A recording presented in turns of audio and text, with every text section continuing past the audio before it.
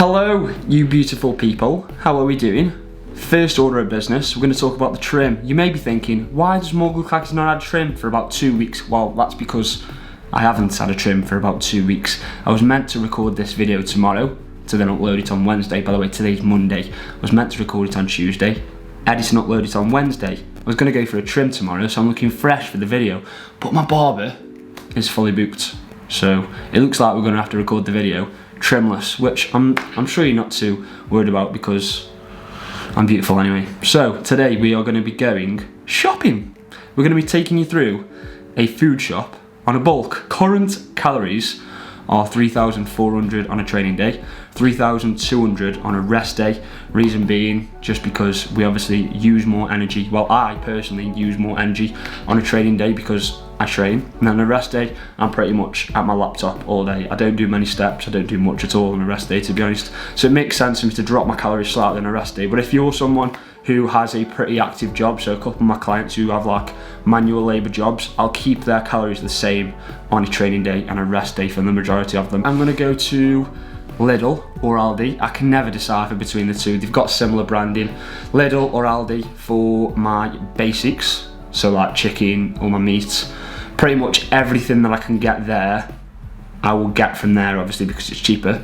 And then Sainsbury's is literally across the road, so I'll go there to get things like flavourings, seasonings, sauces, and bagels, because they don't, I like my New York bagels. I eat a lot of bagels, so I want the tastiest bagels possible, and the little ones are dead, mate, dead. So that's why we go to Sainsbury's.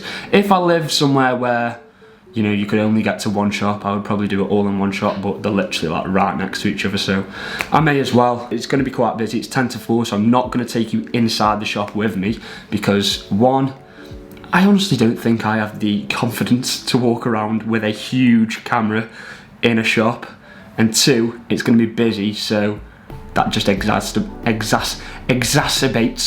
that reason and instills it even more. I won't be walking around a busy shop with a huge camera talking to it. Okay, so it's been confirmed. We are in fact at Lidl, not Aldi. Let's do a little flipperoo. There we go. There we go. I'm gonna try and not spam my mic on the top of my windscreen so it doesn't make it noise. Okay, we're gonna go inside to the Lidl, do our shopping, probably get majority of the stuff from here. So if you're trying to save money, obviously that's the biggest tip, is just to shop at Aldi or Lidl. Don't go Tesco or Sainsbury's, because inflation is already a big thing. Like the shopping that used to cost, like, I think I saw on Josh Bridgman's story the other day, a shop that used to cost him like 100 is now like 145. So a way you can save money is just not being silly and shopping at Lidl, because to be honest, some of the stuff is actually genuinely better than what you can get at Tesco or Sainsbury's. For example, chicken, sausages, the heck ones, mate, they're dead. I'm telling you, they're dead, they're dry. The ones from Lidl, they're unreal, I promise you. That's a great tip there, by the way. That on its own is worth watching the video. So click like, please. Please, can we get to 1,000 subscribers? Let's go. Shopping has been acquired. I've even used my own bag. I'm such a good human, aren't I? Hashtag save the turtles and all that. We've got a majority of stuff. Obviously some stuff I already had in, because I wasn't going to starve myself to the point where I had no food in and then go and get everything. So some of the stuff I'll show you when we get back. The total came to, where have I put the receipt? I don't know where I put the receipt, but it was £17, and that'll probably last me a good 4 or 5 days. And then when we go Sainsbury's, we'll probably spend another between £5 to £10, I'm not sure, because we have got most of the stuff there. So I'm going to drive round. That's quite lazy of me actually, isn't it? I'm going to drive anyway, I don't care. We're going to drive round to Sainsbury's, go get the rest of the stuff, and then we'll go back to the apartment. Right, we're back, and do you know what the most expensive thing that I bought was? You know what it was? Let me just double check. Let me just double check the price of it. Yeah, it was this. This was the most expensive thing I bought. Some of you boys who go to the gym without any of this need to invest £3.50. £3.50 that was. Jesus Christ. We spent £11.10 in Sainsbury's and £17.21 in Lidl. Now you're probably wondering, why is that so cheap? And it's literally just because I buy the basics. A lot of people waste money on like snacks and shit like that. If you just buy the basics, you buy your meat, you buy your carb sources, your fat sources, and leave it at that, you're fine. But when you start buying, I don't know, some people buy some random shit, man, because especially if you go shopping when you're hungry, it's very easy to just look at everything and be like, yeah, I want that, want that, want that, want that.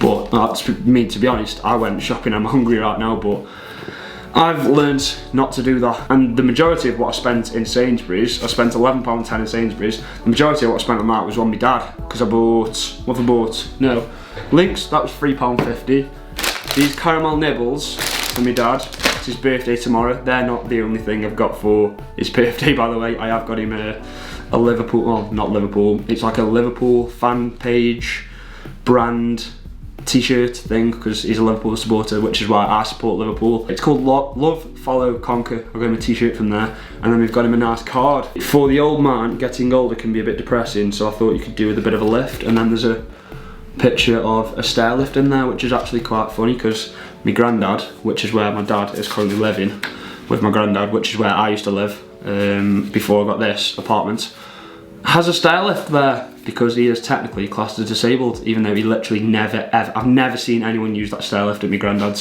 So that card's quite funny. It's one of them funny ones where it makes you go, just breathe out a little bit, little internal laugh. Okay, so I split everything up into carb, protein, fat, and fruit and veg.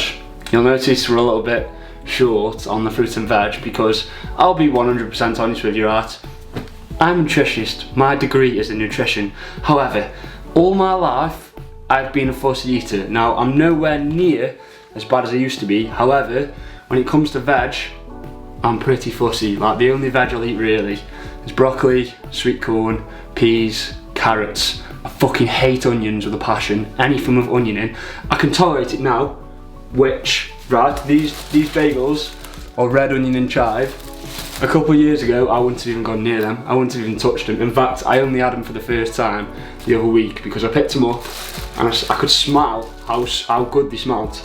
Like, they smell unreal. So I was like, fuck it, I'll try them. Because I used to think that they had like actual chunks of onion in, but they don't. Like, there's literally no onion in them at all. So if you are someone who's fussy as well, don't worry, you can also be the definition of health, like myself. Basically, I have a very good multivitamin, and I make sure to invest in supplements so that I'm covered in terms of my health, because I know for a fact that I'm a little bit short on a few macronutrients now. If you're going to try and come for me, yeah, just make sure that you're eating at least 7 portions of fruit and veg a day, and you're not the typical person who eats KFC, McDonald's and everything for every single meal, which the majority of the population do, which is why the majority of the UK population and American population are obese. So don't come for me unless you're the definition of health, okay? Cheers. So we've got carb sources, Uncle Ben's barbecue rice. This goes lovely with this salmon here, so I have that on a rest day. Gnocchi, I have this with these chicken sausages. As you all know, I'm absolutely obsessed with it. I pretty much have it every single day. Fusilli, whole wheat fusilli, because fibre and all that, good health. Also, I just prefer it. People who prefer white bread over brown bread, a little bit strange. Bagels, apple juice, cereal choice, we've gone for choco shells. Goat, by the way, remind me of holiday.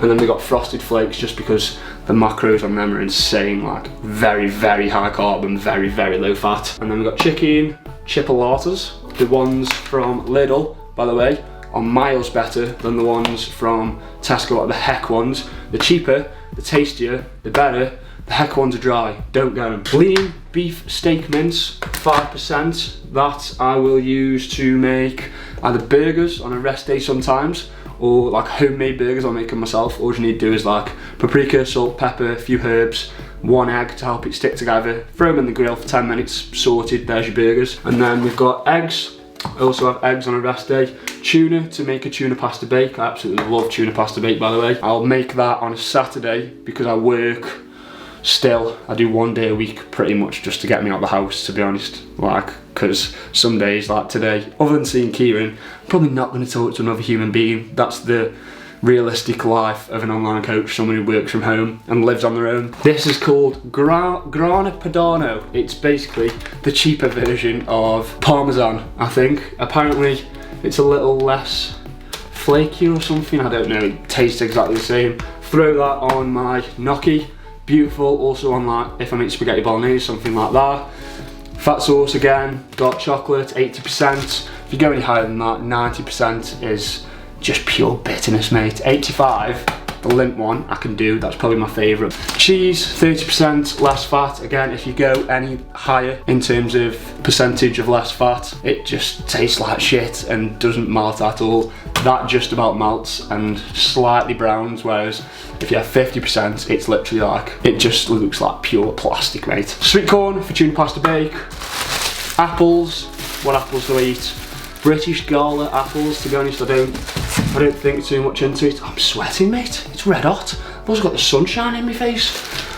And bananas. So that is pretty much my diet. It doesn't really change that much, to be honest with you. At the moment, I'm eating pretty much the same meal. My post-workout meal is cereal with a protein shake, apple juice, and a bagel. Second meal is the one that usually changes, and then last meal is pretty much this gnocchi with chicken sausages. I absolutely love it at the moment, so I'm gonna eat that until I'm pretty much sick of it. So yeah, that's gonna be all for today's video, people. I will actually do a full day of eating once I get my macros from my new coach. I'll do a full day of eating for both a training day and a rest day. But for now, this pretty much explains what I'm eating at the moment. It may change. I haven't asked for a meal plan from him, I've asked for macros, so when he gives me my macros, I'll obviously then be able to adjust my diet accordingly. But for now, that's going to be all. Hit the like button if you did enjoy it, click subscribe, and I'll see you in the next video.